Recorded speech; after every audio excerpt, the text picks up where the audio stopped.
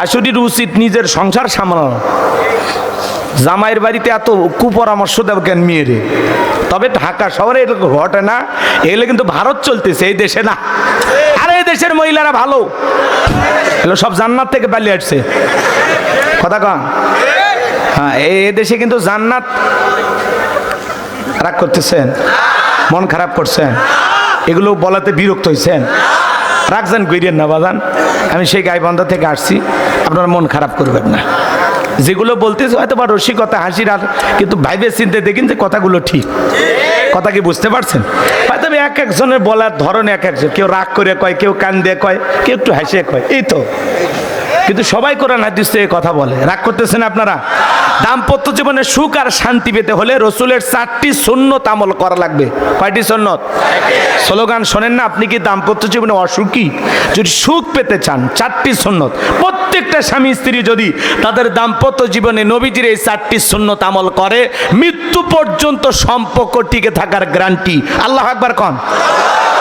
তালাক হবে না, বিচ্ছেদ হবে না, 4টি সুন্নত আমল করলে। কারা কারা আমল করবেন একটু হাত তুলে দেখান তো দেখে। লিল্লাহি তাকবীর। হাত নামান। এখনই যদি এই সুন্নতগুলো নিয়ে আলোচনা করি এলোমেলো হয়ে যাবে। একটু ধৈর্য ধরেন, শেষের দিকে বলবো ইনশাআল্লাহ। আমার ভাইয়েরা, লম্বা করার কোনো সুযোগ নাই বাজান। আম্মা জান আয়েশা ডেকে বলেন, নবীজি যখন সালাম দিয়ে প্রবেশ করলেন, নবীজির চেহারার আলোতে সুইটা কই পরে আছে আমি পরিষ্কার দেখতে পেয়েছি। বলুন সুবহানাল্লাহ। পাইলে নিরালাই গো নবী, পাইলে নিরালাই, পাইলে নিরালাই গো নবী, পাইলে নিরালাই। দুই কদমে চুমু খাবো, দুই কদমে চুমু খাবো, চরণ ধুলি মাগবো গায়ে, পাইলে নিরালাই গো নবী, পাইলে নিরালাই। জোরে কোন মারহাবা। আপনারা নবীর সম্মান মর্যাদা কত জানেন? যে নবী হ্যাঁ বললে তামাম পৃথিবীবাসীর জন্য আল্লাহ পাক হালালে পরিণত করে দেয়, যে নবী না বললে তামাম পৃথিবীবাসীর জন্য আল্লাহ পাক হারামে পরিণত করে দেয়। আসমানের চাঁদের দিকে ইশারা করলে চাঁদ 2 টুকরো হয়ে যায়, জমিনে পা তুললে আল্লাহ পাকের আরশে আজিমে পৌঁছে যায়। নবী যখন জমিনে পথ চলতেন, আসমানের মেঘ এসে নবীকে ছায়া প্রদান করত। সুবহানাল্লাহ কোন। যেই নবীর চেহারার ওপরে মশা মাছি পড়া হারাম, নবী যখন ঘেমে যেতেন, আম্মা জানেরা নবীজির দেগের ঘামগুলো শিশির ভিতরে জমা রাখতেন। বিশেষ দিনে নবীজির দেগের ঘামগুলো সুগন্ধি হিসাবে ব্যবহার করা হতো। নবী যখন ওযু করতেন, ওযুর পানি দিয়ে সুগন্ধি বের হয়ে যায়। নবী যখন রাস্তাতে হেঁটে যান, সুগন্ধি পাওয়া যায়। নবীজি থুতু নিক্ষেপ করলে সেখান থেকে সুগন্ধি বের হয়। আল্লাহু আকবার। কেমন নবী পাইছি বাজান? যেই ছাগলের স্তনে দুধ নাই, নবী হাত লাগায় দিলে দুধে পরিপূর্ণ হয়ে যায়। যেই খাবার 2-3 জন মানুষ খাবে, ওই খাবারে নবীর হাতটা লেগে গেলে শত শত মানুষ খাবার খেয়েও যেমন খাবার তেমনি থাকতো। যেই নবীর চেহারার দিকে তাকাইলে পেটের ক্ষুধা নিবারণ হয়ে যাইতো। নবীর সম্মান মর্যাদা কত বাজান? কয়টা কথা বলবো নবীর সম্মান নিয়ে আলোচনা করলে রাতের পর রাত চলে যাবে, দিনের পর দিন চলে যাবে, আলোচনা শেষ হবে না। ঘটনা লম্বা করার সুযোগ নাই। হযরত বেলালের কথা মনে আছে না নাই? বেলাল ডেকে বলে, নবী আপনি ইসলামের দাওয়াত দেন, কোরআনের প্রচার করেন, দয়া করে আমারে কালেমা পড়ে মুসলমান বানায় দেন। নবী হযরত বেলালকে পড়া দিলেন, লা ইলাহা ইল্লাল্লাহু মুহাম্মাদুর রাসূলুল্লাহ সাল্লাল্লাহু আলাইহি ওয়াসাল্লাম। হযরতে বেলাল কালেমা পড়ে মুসলমান হয়ে গেল। নবী আমার ডেকে বলে, বেলাল ইসলামের অবস্থা এখন ভালো না, কালেমা পড়েছ আপাতত প্রকাশ করা যাবে না। আপনারা বলেন তো বাজান, ইসলামের অবস্থাকে সব সময় ভালো থাকে? আজও তামাম পৃথিবীর দিকে তাকায় দেখেন, যেখানে মুসলমান সেখানে নির্যাতন জুলুম আছে না নাই? আজও নেতানিয়াহু ফিলিস্তিনি মুসলমানদের রক্ত নিয়ে খেলা করে। আজও চীনের উইঘুরে মুসলমানদেরকে হত্যা করা হয়। আজও ভারতের জমিনে গরুর গোশত খাওয়ার অপরাধে মুসলমানকে পিটানো হয়। আজও পাগল সন্দেহে মুসলমানকে পিটায়, পরে প্যান খুলে দেখে মাথা কাটার নাই। সেদিন ভারতের এক ঠাকুর পণ্ডিত দাড়ি দেখে ওরে বলতেছে মুসলমান। কথা কি বুঝতে পারতেছেন? একটা হিন্দু পুরোহিত পণ্ডিত ঠাকুর মশাইকে ধরছে ভারতের উগ্রপন্থী হিন্দুরা, বলতে চাই বেটা তোর মুখে দাড়ি। যুবক যুবক, ঠাকুরটা কি যুবক, দেখলাম মুখে দাড়ি, ভালোই লাগতেছিল চেহারাটা মাশাআল্লাহ।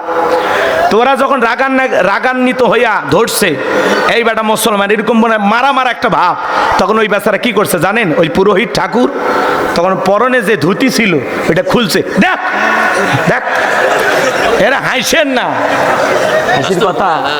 ভিডিওটা ভাইরাল হয়েছে না, দেখেননি আপনারা? সোশ্যাল মিডিয়ায় ভাইরাল হয়ে গেছে।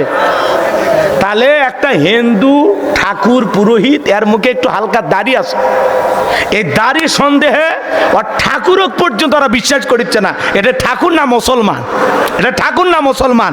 এই সন্দেহে পুরোহিত আটকে ফেলে দিছে, চতুর্দিক দিয়ে ঠাকুরও আটকাছে।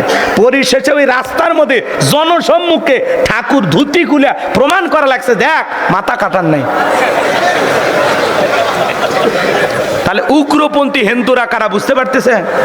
পাগল সন্দেহে পিটিচ্ছে, মুখে একটু দাঁড়িয়ে আছে, মনে করছে এটা মুসলমান। পাগল পাগল রাস্তার পরে আছে, সেই পাগলক মারতে মারতে মারতে এখন মরে যাবি ভাব, তখন এরকম প্যান্ট টান দিছে, দেখে মাথান কাটার নাই, তখন বলছে কে আমরাই আমাকে রোক মারতেছি। কথা কি বুঝছেন বাজা?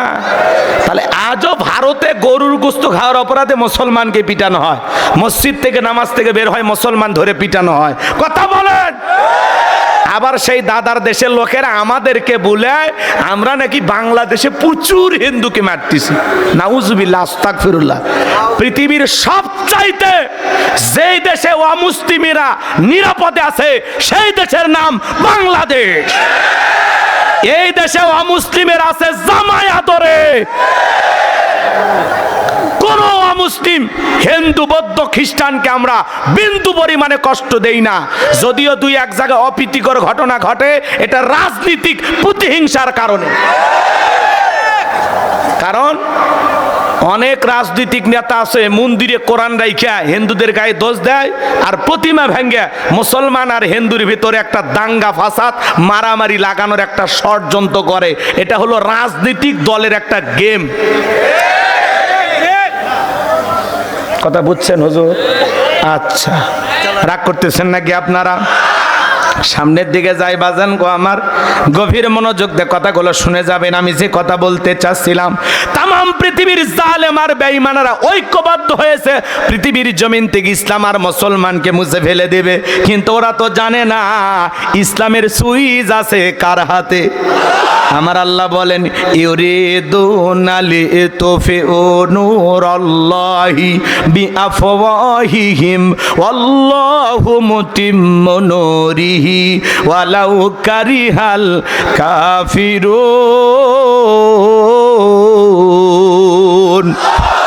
সূরা সফ আয়াত নাম্বার 8 আমার আল্লাহ রাব্বুল আলামিন জানিয়ে দিলেন কাফেররা চায় মুখের ফুৎকারে দিনের আলোকে, ইসলামের আলোকে, কোরআনের আলোকে নেভায় দিতে।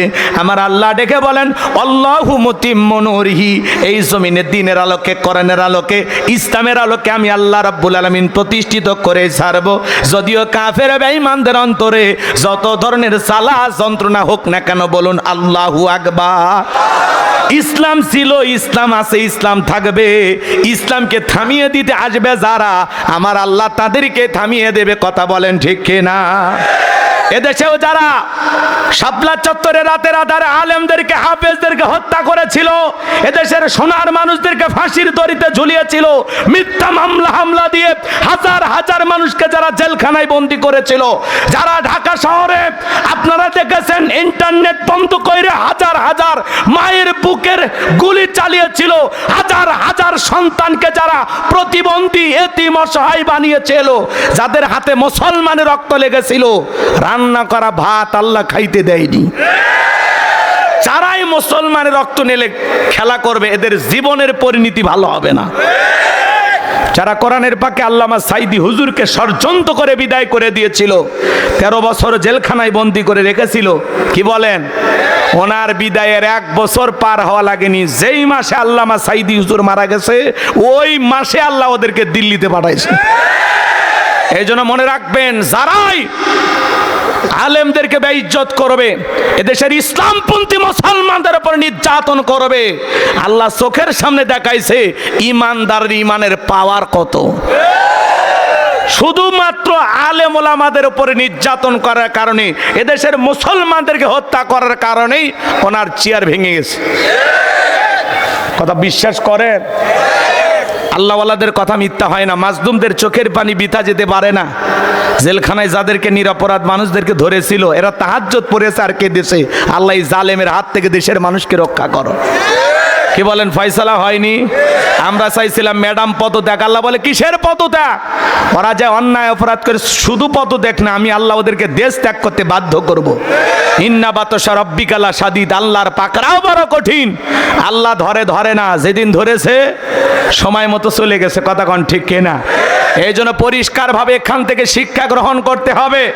আগামীতেও যদি কেউ ইসলামপন্থী আলেম আমাদেরকে মাইনাস করতে চায়, আবারও টুপিওয়ালা দাড়িওয়ালাদের উপর নির্যাতন জুলুম হয়, আবারও নতুন একটা 5 আগস্ট রচনা হবে। কথা বলেন ঠিক কিনা?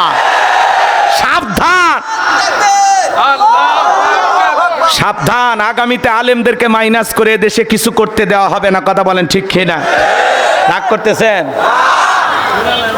নির্বাচনের আগে হুজুরদের একটু দোয়া নেয়। হুজুর দোয়া করেন। হুজুর যেই হাত দিয়ে হুজুর মুনাজাত করে, আল্লাহ এই নেতারে উমরের মতো নেতা বানো আল্লাহ। খুবই আল্লাহ, কি সুন্দর হুজুর দোয়া করে। মুনাজাতে কি কান্নাকাটি। যেই হুজুরের হাত দিয়ে মুনাজাত করে, অবস্থার পরিবর্তন হয়ে গেলে ওই হাতে হাত করা পড়ায়। এমন বাংলাদেশ আমরা দেখতে চাই না। কথা বলেন? একটু অপেক্ষা করেন, শেষের দিকে যায়। মন খারাপ করতেছেন? এটা 2026 সাল, নতুন করে ভাবতে হবে। কথা বলেন? আমার ভাইয়েরা গভীর মনোযোগ দিয়ে শোনেন বাজান গো আমার। যারাই জুলুম করবে, মুসলমান রক্ত নিয়ে খেলা করবে, এদেশের আলেমদেরকে লাঞ্ছিত করবে, জঙ্গির মামলা দিয়ে জেলখানায় ঢুকাবে, ওদের জীবনের পরিণতি ভালো হবে না। কথা বলেন ঠিক কিনা? আমার ভাইরা বেলাল ডেকে বলে, নবী আমার জীবনের কোনো থাম নাই। আমার মনি বোমাইকে বলেছিলাম উটদুম্বা ছাগল পেশাব পায়খানা করে দেয়, এই ঘরে থাকতে আমার বড় কষ্ট হয়। নবী আমি আমার ওমাইয়াকে একদিন বলেছিলাম, মনি এখানে থাকতে আমার বড় কষ্ট হয়। ওমাইয়া ডেকে বলে, বেলাল উটদুম্বা ছাগলের দাম আমার কাছে আছে, কিন্তু তোর মতো কালো হাফসি বেলালের দাম আমার কাছে নাই। নবী আপনি আমার জন্য দোয়া করেন, মৃত্যু পর্যন্ত যেন কালেমার পথে টিকে থাকতে পারি। এই কথা বলে হযরতে বেলাল চলে গেলেন। পরের দিন সকালবেলা